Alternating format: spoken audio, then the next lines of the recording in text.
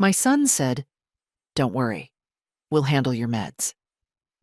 This morning, I opened my pillbox and found death neatly sorted by days of the week. Tuesday's compartment held 2 white ovals instead of 1. The beta blocker I take at breakfast, nestled beside its twin like a pair of teeth. I didn't gasp. I didn't faint. I stood at my kitchen counter in my robe, the kettle just beginning to whisper on the stove, and felt something old and steel inside me lock into place. I am 74, not helpless, not confused. I line the pillbox on Sundays, with the magnifier and the lamp angled low, 1 tab of the beta blocker, 1 of the ACE inhibitor, the tiny thyroid, the evening statins set aside in the night row. I count out loud. I write the totals on a yellow sticky. Met, 30 left. Leeson, 22. Levo, 14. Sunday I counted correctly. I remember because I always do. I clicked Tuesday open and set the twins on a saucer. The markings were the same, 50 milliliters stamped clean, the edges unchipped. Not a pharmacy error.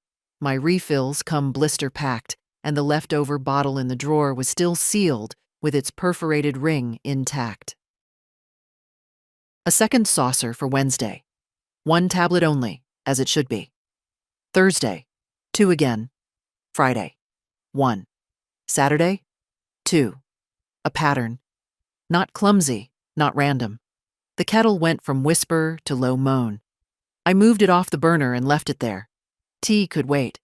I took my phone and photographed the saucers with the morning light sliding across them, then the open pillbox, then the sealed bottle with its lot number sharp as a confession. I printed the photos on my little wireless printer and slid the warm paper into a manila envelope labeled House Insurance. That made me smile. A small, precise smile I felt in my jaw more than my lips. "Don't worry, Mom," Daniel had said last week, keys already in his hand, his coat still on, Claire behind him nodding as if she were the doctor, and I the child. "We'll handle your meds for a bit. Less for you to fuss over." He had touched my shoulder without looking at my eyes. When did people forget you can steer a person by their shoulder? When did they forget you shouldn't? I did not think about that longer than necessary. Thinking is a net. It catches fish and also your feet. I moved through the morning like a nurse on rounds. I found the notepad I keep by the phone and wrote, in block letters too big for misreading. Morning, 7:10 a.m. Tuesday box had 2 beta blockers, 50 mg each. Removed extras to saucer. Photos taken. I signed it. I dated it. People our age know. Paper with ink still matters. I made tea then, strong and plain. I sat and sipped and let my hands be still while my mind walked the kitchen. The drawer where the pillbox lives slides easily. The runner sticks a little near the end unless you lift with a thumb. The chair by the window creaks when you turn to reach the top shelf. The back door hinges squeal unless you push it all the way open. Every sound in this house has a name. I listened for the shape of whoever had been here, in the silence they'd left behind. I took out the trash log I keep for the city schedule and looked at the dates.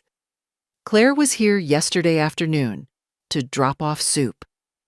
She had set the container on the counter, lifted the lid to show me the steam, then insisted on putting it in the fridge herself. "You sit," she'd said, voice bright as lemon. I had sat. I had watched her move, tidy, arrange, adjust, like air traffic control, like ownership. I had thanked her because I am polite even when my neck prickles. I rinsed the saucers and dried them and slid the extra tablets into a small, clear snack bag I labeled with today's date. Then I did something that felt both petty and necessary. I took a long strip of transparent tape and laid it over the edges of each pillbox compartment, slicing it with the tip of a paring knife so that the flaps still opened, but would show if lifted by a hand less careful than mine. I wrote down that I had done it, I put the bagged tablets into the freezer, behind the peas. People who tamper with things do not look behind peas. At 9, I called the pharmacy. "Mrs. Winslow?" the pharmacist said, after the beep-bop of the hold music. "Yes, Margaret. Your dose is 150 milliliters each morning. Single tablet only." She paused. "Everything all right?" I could hear the carefulness, the training. "Yes," I said. "I'm confirming." She asked if I wanted an adherence pack delivered. I said no, thank you. I want the feeling of the tablet in my own palm. I want the sound of it clacking against china.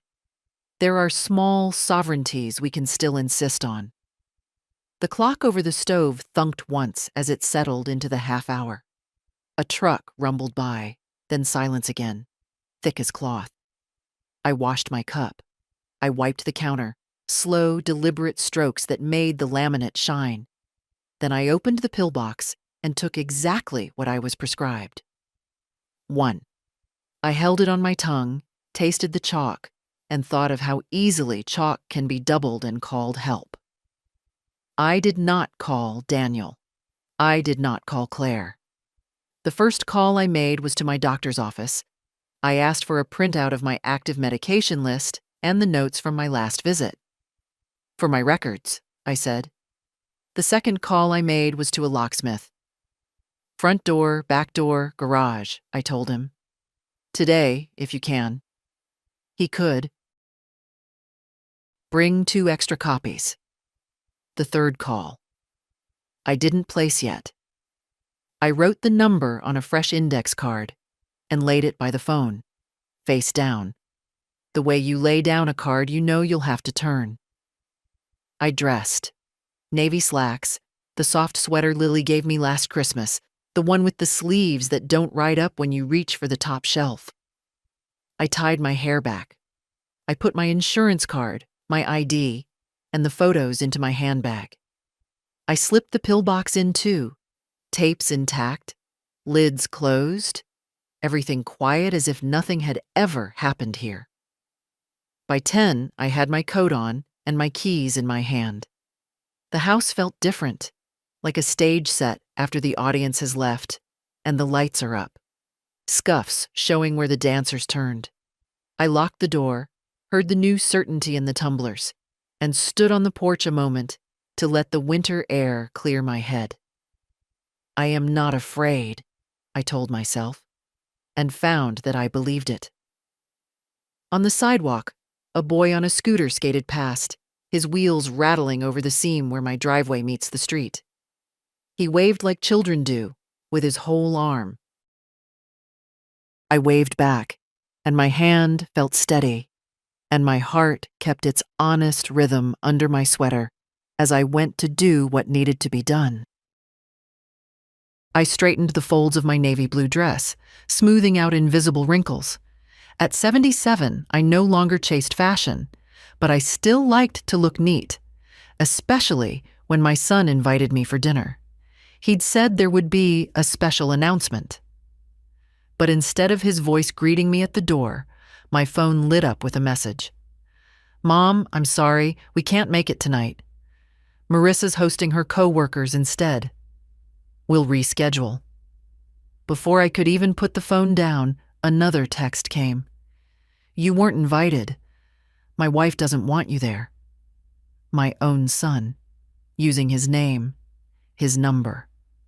I sank into my chair, clutching the phone as if letting go would make the truth vanish.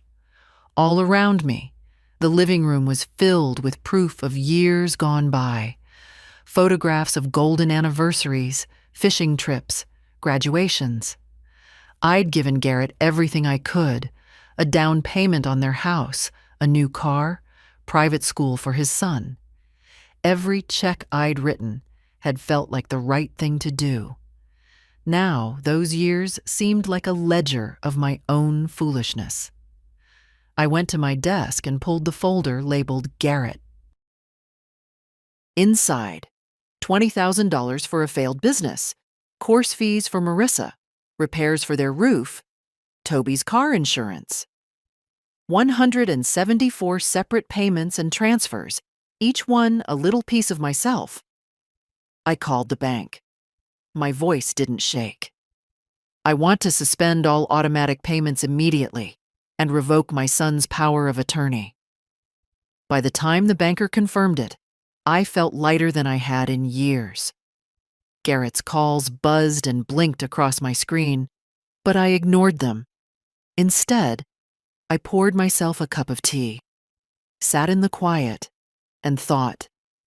For once, I had done something not for my son, not for his family, but for me. Under the pale morning light, my kitchen looked exactly the same as it had yesterday. Orderly, tidy, smelling faintly of chamomile tea. But I knew better. Something had shifted. I sat at the table with my glasses on, the manila envelope in front of me. Inside were the photographs I'd taken of the Pillbox, with its doubled doses, the sealed medication bottle, the snack bag in the freezer labeled with yesterday's date. Beside it was a second envelope, thinner, with a printout of my active medication list from the doctor. I ran my fingers over both like a gambler deciding which card to play first. I didn't have to wait long. At 9:17, my phone rang. "Morning, Mom." Daniel's voice was warm, falsely casual. "Claire and I were thinking. We'll come by later, bring lunch. You don't have to fuss with cooking." I could picture him, leaning against the kitchen counter at his house, phone in one hand, coffee in the other, already planning how to get into my drawers without me noticing. "That's thoughtful," I said evenly. "Come at noon. I'll make tea." When the line went dead, I opened my handbag and slipped in both envelopes. Then I took the small audio recorder from my desk drawer, tested it, and tucked it under the lace runner on the dining table. I'd bought it years ago to record my own recipes. Today, it had a different purpose. By noon sharp, Daniel was at the door with a white paper bag from the deli. Claire followed, smiling too brightly, a bouquet of cheap carnations in her hand. "Hi, Mom," she sang, brushing my cheek with a kiss that didn't land. "We thought you could use some company." I gestured them in, watching their eyes roam, not at me, but at the house. Daniel's gaze flicked to the pillbox on the counter. Claire's drifted to the drawers. Over lunch, they asked the usual questions. How was I sleeping? Did I feel dizzy lately? Had I been remembering to take all my pills? The recorder kept humming under the lace. "I manage fine," I said, sipping tea. "Though I do like to double-check things. You never know when people might make mistakes." Daniel shifted in his chair. Claire's smile stiffened. When they left, I waited until their car pulled away before retrieving the recorder. My own voice came first, soft, measured, then Daniel's and Claire's, asking, suggesting, hinting that maybe I should let them keep my medications at their house, just to be safe. I sat there for a long while, listening to the proof. Not rage, not fear, just a deep, steady knowing. They thought I wouldn't see. They thought I wouldn't act. They were wrong. That evening, I laid everything out on the dining table like evidence in a courtroom. The photographs, the bagged tablets, the recorder, the printout from my doctor. I didn't bother with dinner. Instead, I made a pot of strong black tea and sat by the window, watching the street lamps flicker on one by one. Across the road, the neighbors' grandchildren chased each other up and down the driveway, their laughter rising into the cool air. It had been a long time since laughter like that filled this house. I thought about the weeks after my hospital stay, the way Daniel had taken my pillbox from the counter without asking, telling me, "You just rest, Mom, I'll take care of it." The way Claire had stood behind him, nodding, as if my independence was a nuisance to be managed. At first, I'd wanted to believe they meant well. But the numbers in my head didn't lie. 150 milligram beta blocker per morning, no exceptions. A double dose wasn't care. It was either recklessness or intent. Around 8 p.m., I picked up the phone and dialed someone I hadn't spoken to in years. Margaret? The voice was slower now, older, but still had that firmness I remembered. Thomas Keene had been George's friend since they'd both been junior associates at the law firm downtown. We'd exchanged Christmas cards for a while after George died, then drifted apart. I need some legal advice, I said, and I don't want to talk about it over the phone. By 8:30 the next morning, I was in his office. He still kept the same mahogany desk, though the wall behind it now displayed fishing photographs instead of degrees. He poured me coffee without asking. I want, I said, setting the envelope on his desk, to protect my home, my accounts, and my medical decisions from my son and his wife. Immediately. He didn't blink, just opened the envelope and began to read. When he finished, he leaned back in his chair. This is more than enough to start. We'll revoke any medical or financial authority they have. We'll secure your property under your sole ownership, and he tapped the photographs. If this becomes criminal, you already have a trail. For the first time in days, I let out a slow breath. On the way home, I stopped at the locksmith's again. This time, I had him install a deadbolt on the inside of the back door. By noon, the locks were changed, the papers were in motion, and my will, updated and notarized, named only one family member as a beneficiary. My granddaughter Lily. The rest, out of reach. Daniel and Claire didn't know it yet, but their control over me had ended, and I intended to keep it that way. 2 days passed before Daniel called again. Mom, we've been thinking, why don't we come by on Sunday? We can go through some of your bills, make sure you're not overpaying for anything. I almost laughed. They were still trying. Still convinced I was the same woman who'd nod and agree, handing over papers without reading them. That's kind of you, I said. But I've already reviewed everything with Thomas Keene. You remember Thomas? Your father's old friend from the firm?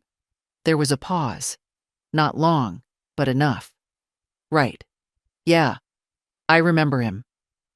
His voice had gone tight, like a man holding back words he didn't dare speak. Claire must have been near the phone because I heard her whisper, sharp, quick, before Daniel cleared his throat. Well, we just don't want you stressing over all that. I'm not, I said, my tone even. I'm perfectly fine. When Sunday came, I was ready. The recorder was in its usual place under the lace runner. The pillbox was taped again, each compartment exactly as prescribed. And I'd placed a small motion-activated camera on the hutch, its black eye blending into the shadow of the teapot collection. Daniel arrived carrying a bakery box, Claire with another bunch of supermarket carnations.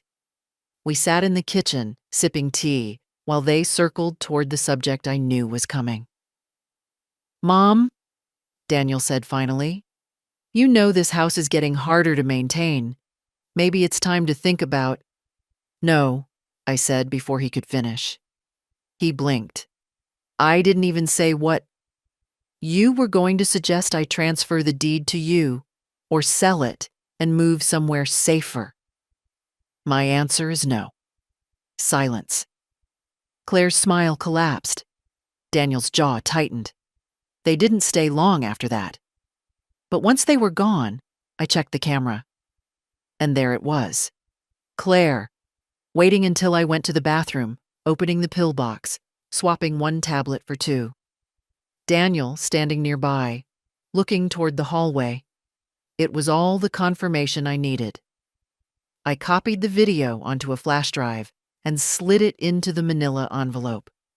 The next call I would make wouldn't be to my lawyer. It would be to the police. I waited until morning to make the call. Not out of hesitation. No, my mind was settled.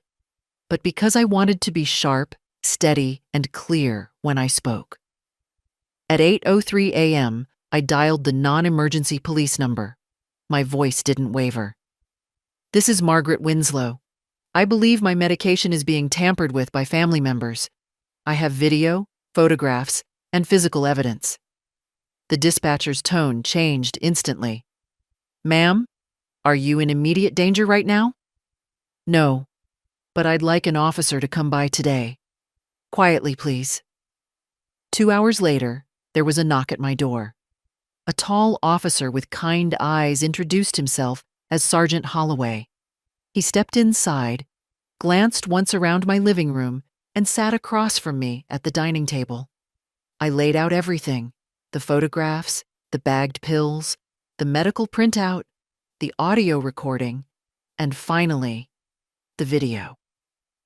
When the footage played, he leaned forward, watching Claire's hands carefully remove the lid of my Tuesday compartment, slip in a second beta blocker, then close it with a casual flick. Daniel's shape hovered in the background, glancing toward the hall. "This," Holloway said when it ended, "isn't just suspicious, it's criminal." He asked if I wanted to press charges. I told him I did. But I also wanted something else, something quieter, more enduring: restraining orders, full documentation, a record that couldn't be erased or argued away. Before he left, he assured me the pills would be sent for analysis, the video and photos logged as evidence, and he gave me a card with his direct number. "If they come to your door unexpectedly, you call me, no matter the hour." After he was gone, I stood at the window, watching his patrol car disappear down the street. For the first time in months, I felt the house was mine again. Not just the bricks and mortar, but the air inside, the rooms, the quiet. Daniel and Claire would learn soon enough that I wasn't the woman they thought I was. And when they did, it wouldn't be a private family matter. It would be on the record. By Thursday, the weight of my decision had settled into a kind of calm. I'd half expected to feel rattled. After all, calling the police on your own son is not something most mothers ever imagine doing. But instead, there was a steadiness in me, like closing a door and knowing it would never open again. That morning, I took my time making tea, slicing a piece of the rye bread I'd baked the day before. I moved around my kitchen without the usual undercurrent of vigilance. No more glancing at the pillbox every few minutes. No more catching myself listening for footsteps behind me. At 10:14, my phone rang. Daniel.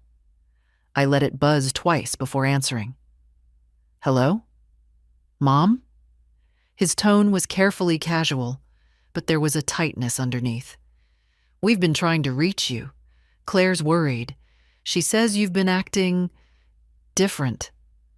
"I've been busy," I said. "With what?" "Paperwork, appointments, the usual." There was a pause. I could hear the faint murmur of Claire's voice in the background, then Daniel again. "We want to come by later, just to check in." I almost smiled. "No, thank you." "Mom?" I said no. The silence on the line was heavy, his next words lower, almost sharp. "You're making this harder than it needs to be." "Harder for who?" I asked, my voice level. Before he could answer, I hung up. I sat there for a moment, holding the phone, letting the quiet of the room wrap around me. At 2:30, Sergeant Holloway called. The lab had confirmed the extra pills were identical in dosage and type to my prescription. But doubling that dose could have caused my blood pressure to drop dangerously low. It was, in his words, a clear and deliberate act that could have resulted in serious harm or death. They'd be moving forward with questioning Daniel and Claire. When I ended the call, I walked to the front door and looked out over the street. It was bright for February, the kind of day when light catches on every small thing. The frost melting off car roofs, the glitter of broken glass from a bottle someone had dropped near the curb. At 4 o'clock, a different knock came. Slower, harder. I knew before I opened it who it would be. Daniel stood there, his shoulders tight, his eyes too bright. Claire was behind him, arms folded, lips pressed into a thin line. "We need to talk," he said. "No," I answered. "You need to leave." "Mom, don't do this." His voice was low, urgent. "You don't understand." "I understand perfectly," I said, keeping my hand on the doorknob. "And so do the police." The shift in his face was quick. First shock, then something colder. Claire stepped forward, her voice cutting in. "You'd go to strangers instead of talking to your own family? After everything we've done for you?" I thought of the video, the photographs, the pills in my freezer. I thought of my husband's handwriting on the old deed to this house, the weight of the keys in my pocket. "Yes," I said simply. "That's exactly what I'd do." I closed the door before they could answer. Their voices rose on the other side, muffled, then faded as footsteps retreated down the path. I stood there, palm resting on the cool wood, breathing slowly. There was a time when I would have opened that door again, called after them, tried to fix what was broken, but that time was gone. In the kitchen, the pillbox sat in its place, untouched. I made another cup of tea, the steam curling upward in the quiet, and thought, not for the first time, how peace isn't always soft.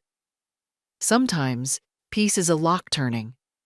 Sometimes it's the sound of your own door closing.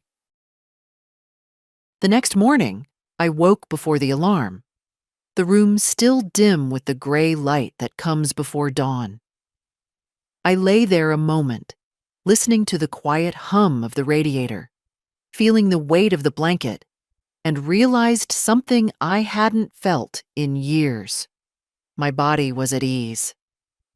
After breakfast, I sat at the dining table with my notebook. I began listing the things that still needed doing. Contact the utility companies to ensure accounts were in my name only. Notify my doctor's office that Daniel and Claire were no longer authorized for any medical information. Arrange for a safety deposit box at the bank for important documents and the evidence I'd gathered. By 9 o'clock, I was downtown, walking into the bank with my handbag tucked close. The teller recognized me and waved me toward a side office. Inside, I met with Mrs. Keating, the branch manager, who helped me secure the box. We placed the photographs, video copies, and pill samples inside, along with my will and the updated deed to the house. The lock clicked shut with a sound that felt final. On my way home, I stopped at the market. The cashier, a boy barely old enough to shave, greeted me with a cheerful, "Good morning, Mrs. Winslow." I found myself smiling back. Really smiling, not the polite mask I'd worn for so long. At home, I brewed tea and settled into the armchair by the window. The street outside was quiet except for the mailman making his rounds. When he reached my door, he slipped an envelope through the slot. With handwriting I recognized immediately. Claire's. I opened it carefully. Inside was a single sheet of paper with a short, looping message. "We can make this right. Just talk to us." I set it aside without answering. I had already spoken in the clearest language possible. Legal documents, police reports, locks changed. Words were easy. Action was harder. That evening, as the sun slid low, Sergeant Holloway called again. Daniel and Claire had been interviewed. They'd denied everything, of course, but the evidence was solid. There would be a formal investigation, and I would be kept informed every step of the way. After we hung up, I stood at the kitchen sink, rinsing my teacup. The window over the sink reflected my face in the fading light, older, lined, but steady. For the first time in years, I knew exactly where I stood, and I intended to stay there. On Sunday morning, I decided to do something I hadn't done in months. I baked. The smell of cinnamon and apples filled the kitchen, the oven humming warmly as the light rain tapped against the window. I wasn't baking for anyone in particular, just myself. That was the point. While the pie cooled, I sat at the table with the small black camera in my hands. The footage from that day was already copied and locked away in the bank, but I still kept the original card here, hidden in a plain envelope marked tax receipts. Old habits die hard. At 11:06, the doorbell rang. I knew that rhythm. 2 short presses, a pause, then one longer one. Daniel. I didn't move. I let him press it again, harder this time, before his voice came through the wood. "Mom, it's me. I just want to talk." I took my time walking to the door. I didn't open it. "I told you, Daniel, there's nothing left to discuss. You've blown this out of proportion. We were just trying to help." I cut him off. Help doesn't involve doubling someone's heart medication. Help doesn't require changing the locks. Silence for a beat, then Claire's sharper tone. "We know you've been to the police. That's unnecessary. This can be handled privately." "That's not how it works anymore," I said. I heard Daniel sigh, low and heavy. "You're making a mistake. People are going to start asking questions. Do you really want the whole family to know about this?" I almost laughed. There it was, the soft threat wrapped in concern. "Yes," I said. "I do." After a moment, their footsteps retreated. Through the lace curtain, I watched them walk down the path, heads close together against the drizzle, their pace quick. By early afternoon, I was in my living room sorting through the small safe I kept under the stairs. Inside were things I hadn't touched in years: George's pocket watch, a faded bundle of letters, Lily's kindergarten drawing of me holding her hand. I added a fresh stack of documents, copies of the police report, the lab analysis of the pills, and a list of every conversation I'd had with Daniel and Claire since this began. At 3:45, the phone rang. It was Lily. "Grandma, Dad says you're mad at him. Did he do something wrong?" I closed my eyes for a moment, steadying myself. "Lily, your father and I just have some things to work out. Nothing for you to worry about. How's school?" She launched into a story about her science project, her voice bright and unguarded. I let her talk, making small sounds of encouragement, committing every detail to memory.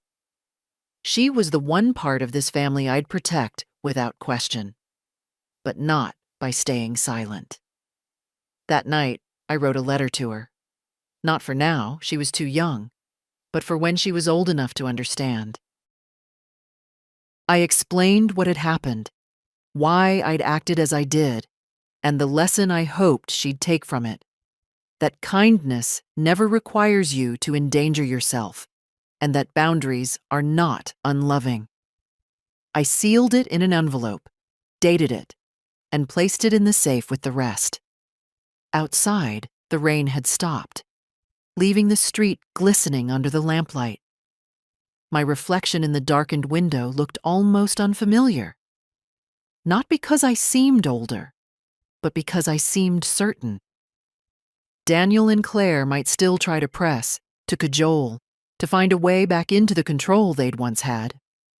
But the locks were changed, the evidence secure, the law on my side. And for the first time in a long time, I was no longer playing defense. I was standing my ground. Monday morning broke cold and bright, the kind of winter day where the sun tricks you into thinking it's warmer than it is. I wrapped myself in my wool coat and set out early, carrying a small tote bag with the weight of purpose inside it. The police station was quieter than I expected. A young officer at the front desk recognized my name and waved me through to an interview room. Sergeant Holloway was already there, a stack of papers and a laptop open in front of him.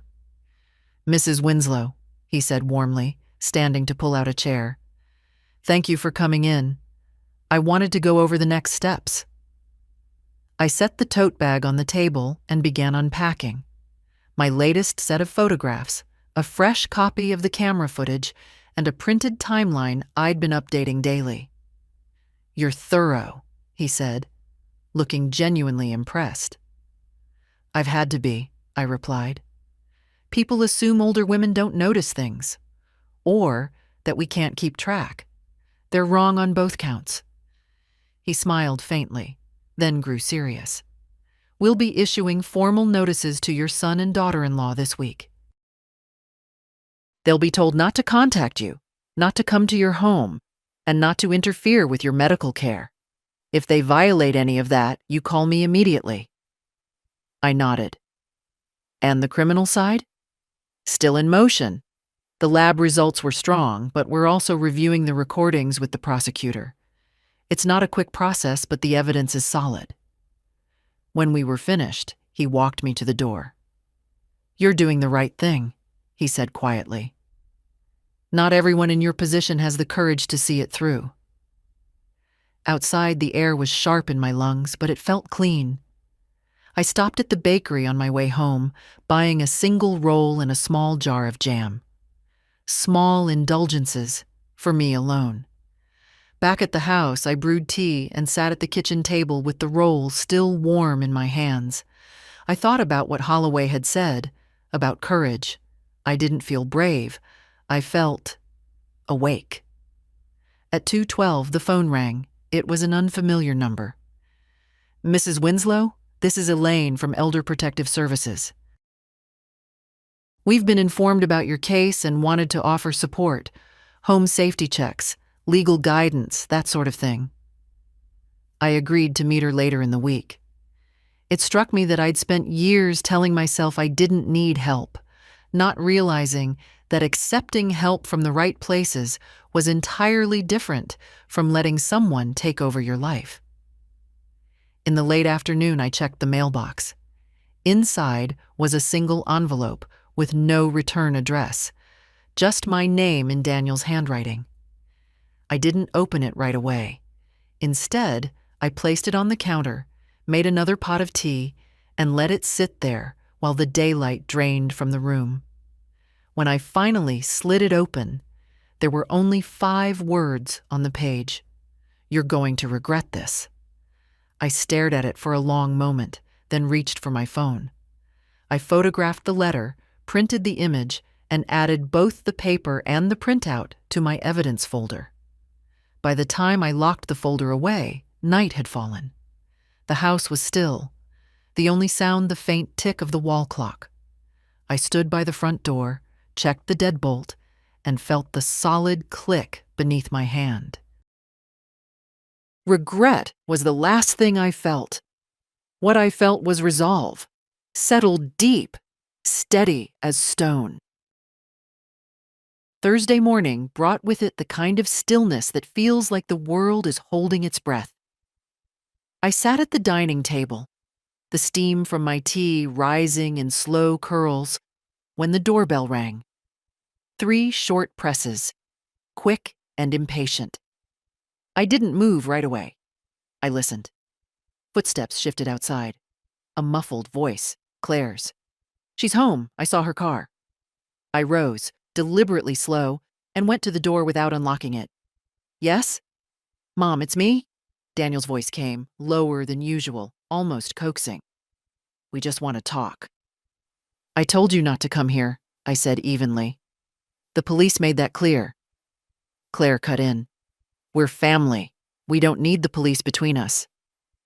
"That's exactly what we need," I replied, my hand still on the lock. Daniel's voice sharpened. "You can't just shut us out. This is our family home. Eventually, it's going to be ours."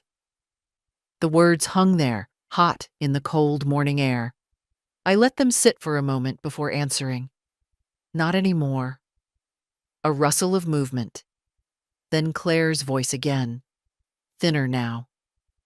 "You'll regret making enemies of your own blood." I almost laughed. "You made that choice, not me." I stepped back from the door, refusing to say another word. They stood there a moment longer, muttering to each other. Then I heard the crunch of their footsteps on the frosted path. I didn't watch them leave. After they were gone, I called Sergeant Holloway. "They were here," I said simply. "I'll file the violation," he replied. "If they show up again, we can move for immediate enforcement. Keep your camera ready." I spent the rest of the morning going through drawers and cabinets, checking for anything I might have overlooked. Documents, spare keys, old bank statements. In the back of a kitchen drawer, I found a single brass key wrapped in paper. George's handwriting, garage. I walked out to the detached garage, the cold air biting at my face. Inside, under a dusty tarp, was the oak trunk George and I had brought back from our honeymoon in Maine. It was heavy, but I managed to drag it into the light. The lock still worked. Inside were keepsakes. George's service medals, Lily's baby clothes, photographs yellowed with age. Beneath those, a slim folder I didn't remember seeing before. When I opened it, I found copies of our original deed, old insurance policies, and a letter George had written but never given me. In it, he'd written, "If anything happens to me, make sure you keep the house in your name. Don't let anyone talk you out of it, not even family, especially not family." I sat there for a long time, the letter trembling in my hands. George had known, even then. Back inside, I added the letter to my safe, right on top of the evidence folder. That night, I lit the fire in the hearth for the first time in months. The crackle of the wood filled the room as I sat with my tea, George's words echoing in my mind. They would try again, of that I had no doubt. But now I had his voice, steady and certain, alongside my own, and I would not be moved. Saturday began with a brittle, cloudless cold that made every sound outside ring sharper. I was finishing my second cup of tea when the phone rang, Sergeant Holloway's number. "Mrs. Winslow," he began, "the prosecutor's office has reviewed everything. They're authorizing a formal criminal case. There will be charges for both Daniel and Claire, tampering with medication, reckless endangerment, and violation of protective orders." I let the words settle. "So it's official," I said. "It is. We'll be serving them this afternoon. If they try to contact you after that, call me right away." After we hung up, I sat at the table with my hands around the warm mug. For months, I'd been in a state of quiet readiness, waiting for the next intrusion, the next subtle theft of control. Now, the direction had shifted. The law would speak for me. By noon, a police cruiser was parked 2 houses down. Discreet, Holloway had promised. I went about my day, laundry, dusting the shelves, putting away groceries. But every so often I'd glance out the window and see that dark blue car still there. Watching. At 3:17, the sound of tires on gravel. Daniel's SUV. I moved to the window but stayed out of sight. He and Claire stepped out, their faces tight, scanning the street. They didn't make it to my path before 2 officers approached them from the curb. I couldn't hear the words, but I saw the papers handed over, saw Daniel's jaw set like stone, Claire's arms crossed tightly over her chest. For a moment, I thought Daniel might look toward my window. He didn't. They turned, got back into the SUV, and drove away without so much as a glance at the house. Only when the cruiser pulled away half an hour later did I realize I'd been holding my breath. That evening, I sorted through the safe again. I added the day's date to my written log and noted, charges filed, protective order served. The discipline of keeping records had become more than a habit. It was a shield. After dinner, I called Lily. Her voice was a balm, light and warm, telling me about her school play and the role she'd been cast in. We didn't talk about her father. We didn't need to. There are conversations you postpone not out of fear, but out of love for the listener's peace. When the call ended, I stood for a long time at the front door, looking out over the street under the yellow wash of the lamplight. Somewhere out there, Daniel and Claire were stewing in whatever story they'd chosen to tell themselves about me. I didn't care to know the details. What mattered was this. The front door was locked. The house was warm. My medicine sat on the counter, untouched except by my own hands. Before bed, I wrote a short note to myself on a scrap of paper and pinned it to the corkboard in the kitchen. Your life is yours. Keep it that way. It wasn't for inspiration.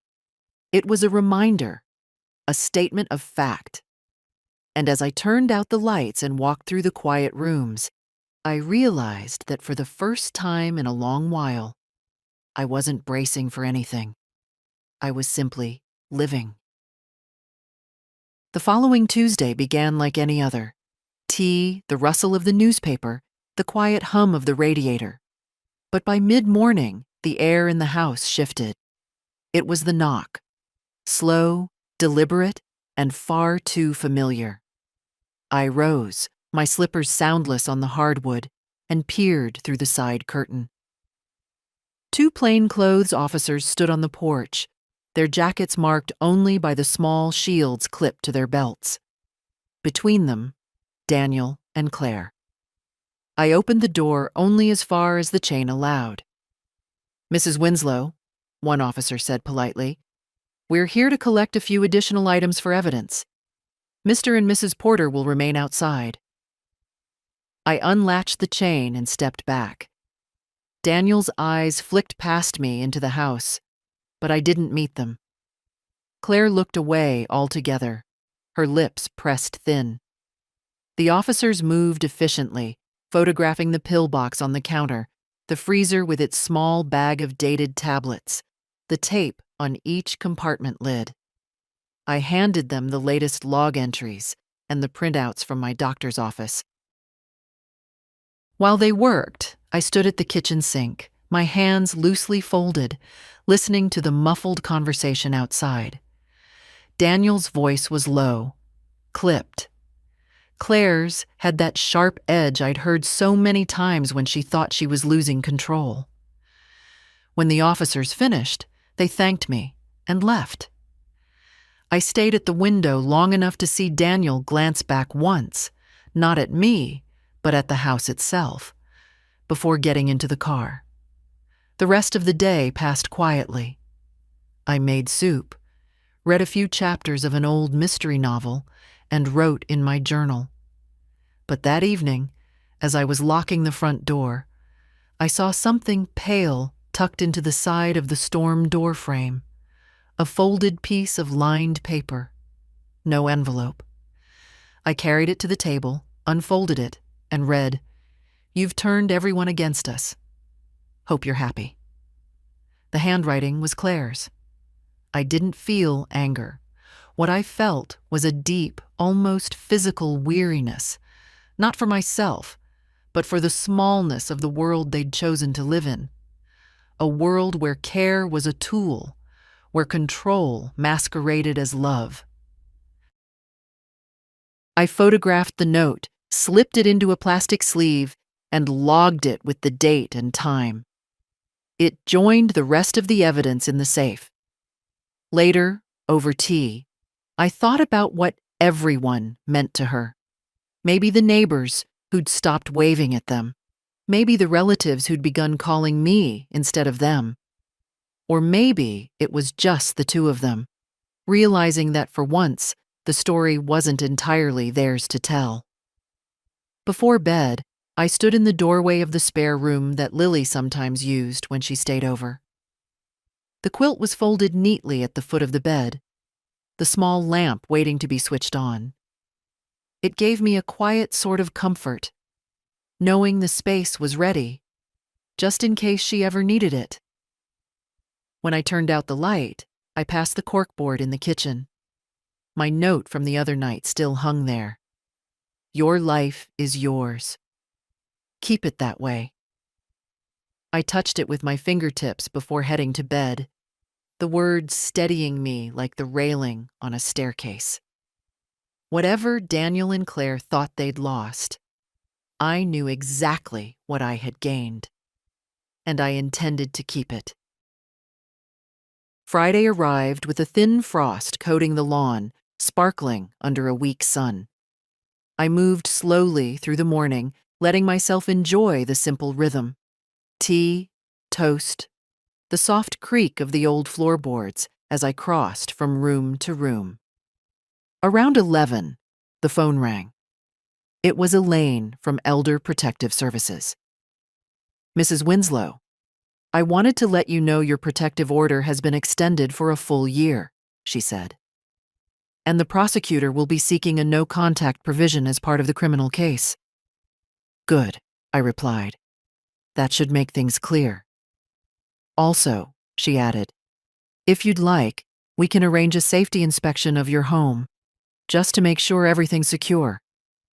I hesitated only a moment. Yes, I'd like that. By mid-afternoon, 2 representatives were at my door. They walked through each room, checking locks, windows, and entry points. They suggested a few upgrades, longer screws in the strike plates, a motion light near the back gate. Small changes, but effective. While they worked, I thought about the difference between this kind of help and the help Daniel and Claire had offered. Theirs had always come with strings, unspoken, but tight. This was different. No judgment. No intrusion. Just the kind of help that leaves you more in control, not less. When they left, I stood for a moment in the quiet, the new light at the back already set to flick on at dusk. I felt safer. Not just because of the locks or the paperwork, but because I had built these layers of safety myself, one deliberate step at a time. At 4:12, there was a knock on the door. Firm, steady, not theirs. Through the peephole, I saw Sergeant Holloway. Evening, Mrs. Winslow, he said when I opened it. Just wanted to let you know, Daniel and Claire have been officially arraigned. They entered not guilty pleas. Trial date's been set for 3 months from now. I nodded. Thank you for telling me in person. He gave a small smile. Also, thought you might want this. From his folder, he pulled a printed still from my kitchen camera, the one that had caught Claire doubling the pills. It was clear as day. Her hand over the open compartment, the second tablet between her fingers, Daniel's shadow in the frame.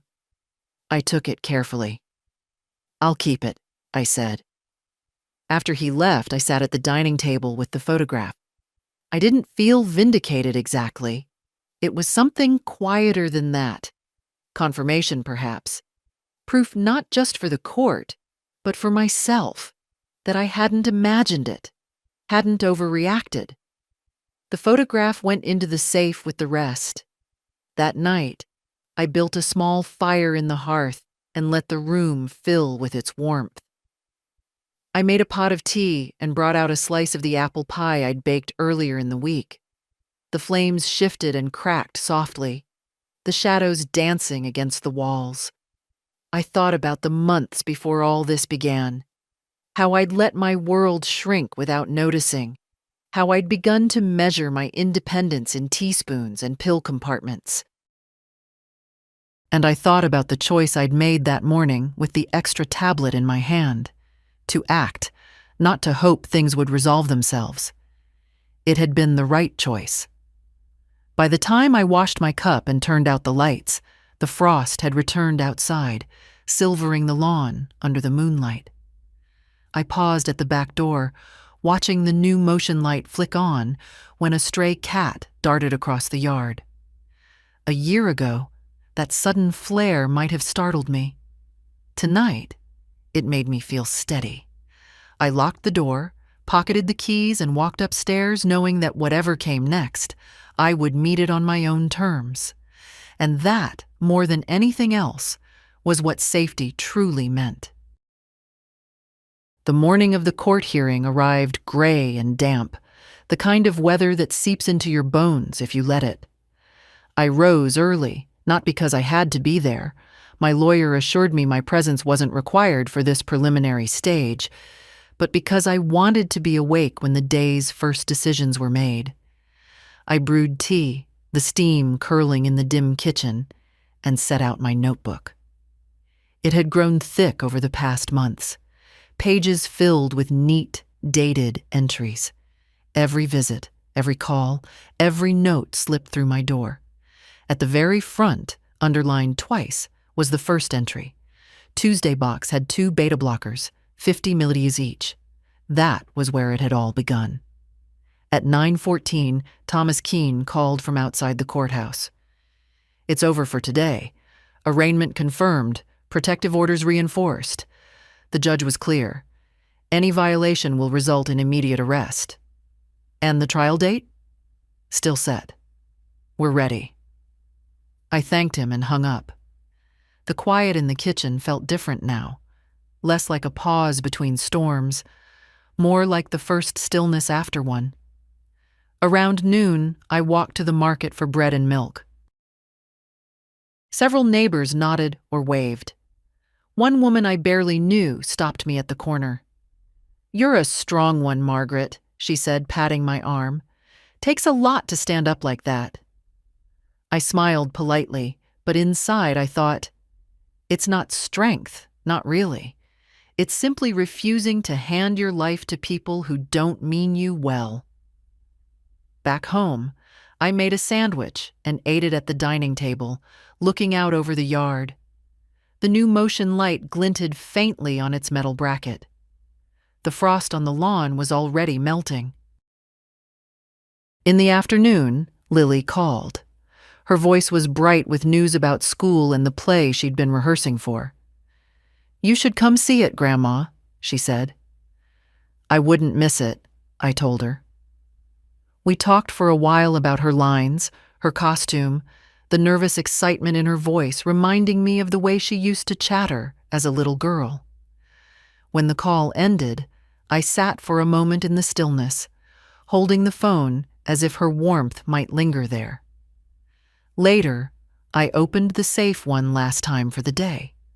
The photograph of Claire with the pill in her fingers lay on top, next to George's letter. I read his words again. "Don't let anyone talk you out of it, especially not family," and felt the same steady certainty I'd carried since that morning in the kitchen when the kettle first began to whisper. As dusk fell, I pinned a new note to the corkboard in the kitchen, just below the first. "You acted. You endured. You won't forget." The first was a reminder. The second, a record. When night came, I moved through the house, locking each door, checking each window. The small rituals of safety no longer felt like fear. They felt like ownership.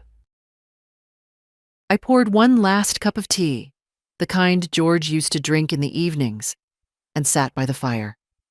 Outside, the frost was forming again, silver under the lamplight. Inside, the house was warm, the air still, the keys heavy in my pocket. I thought of the months behind me, the slow narrowing of my world, the moment I noticed, the choice to resist, and the steady climb back into the full possession of my own life. If there was a lesson in it, it was this. Help is not control. Silence is not peace. And love is not proven by what you're willing to lose for it. Some things you hold on to, no matter who tries to take them. The fire crackled softly, the tea cooling in my hands. I didn't need to look at the locked doors to know they were there, and I didn't need anyone else's permission to feel safe in my own home.